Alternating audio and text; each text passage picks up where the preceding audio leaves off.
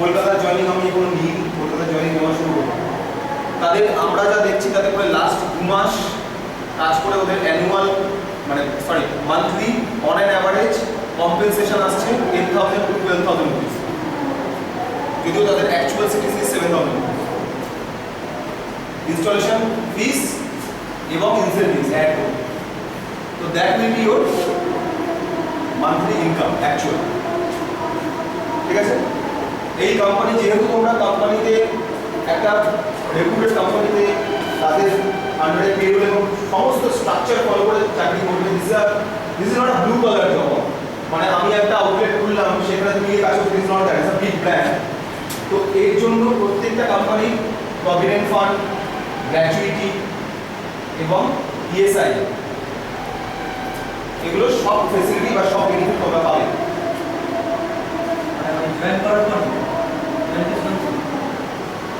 সমস্ত বেনিফিট তোমাদের আছে। একটা নর্মাল এমপ্লয়ি ভালো চাকরি করার পর যা যা পায় তোমরা তাই তাই পাবে, বাট প্রোভাইডেড তোমাদের সিলেকশন ক্রাইটেরিয়া